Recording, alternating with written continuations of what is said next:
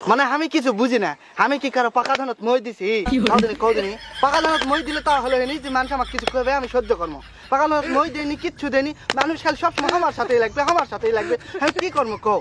আমি শখ করে কালকে কলেজে গেছি, কলেজে যায় সে প্রিন্সিপাল আমার দিকে তাকে আছে, কলেজের গিয়ে ঢুকতে কি না ঢুকতে তাকে আছে।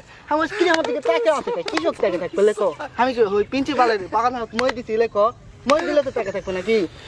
ওরা কিছু মনে করিনি, সোজা সোজা আমি চলে গেল কলেজের ভিতরে ঢুকে আমার দিকে পিউনও টাকা আছে, পিউনও টাকা আছে। কিরে পিউনের ধান তো মই দিছি, পিউনের ধান তো মই দেয়নি, তাইলো পিউনের ধান তো মই দেয়নি, প্রিন্সিপালের ধান তো মই দেয়নি, তাহলে তাকে আছে কেন? তাকে আছে কৃষক, আমার দিকে তাকে থাকা লাগে কৃষক। যাই হোক ভিতরে গেছি কলেজের ভিতরে যায় তিনটা ছুরি, আমার দিকে হা করে টাকা আছে, হা করে টাকা আছে। আমিও কি পাকা ধান মই দিছি? না হলে অবশ্যই আমার দিকে ক্রাশ খাচ্ছে, ক্রাশ না খেলে কি টাকা থাকতে হলে ক্রাশ খাওয়ার জন্যই টাকা আছে। যাই হোক যেটাই করুক, তাকে থাকা দেখে আমি মনে করছি না নিজেকে গর্ববোধ মনে করলো যে আমার দিকে মেয়ে তাকে আছে রে, মেয়ে তাকে আছে, তাহলে আমার কপাল ভালো নয়।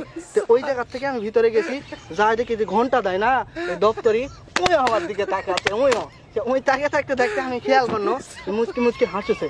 দপ্তরে আবার ক্রাশ খাবে কে?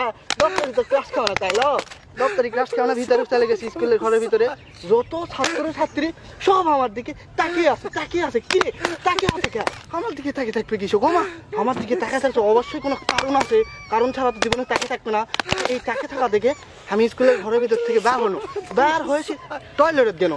টয়লেটের যায় আমি বসবা লাগবো, এই সময় তাকে দেখি কেউ আমার দিকে তার ক্রাশ খায়নি। আমার ছেলে প্যান্টের চেন খোলা আসলো, আমি বুঝিনি কেউ। আমার মান সম্মান সব শেষ। আমি মনে করছি সবাই আমার দিকে ক্রাশ খাচ্ছে, ক্রাশ খায়নি কেউ, সবাই তার চেন খোলা দেখে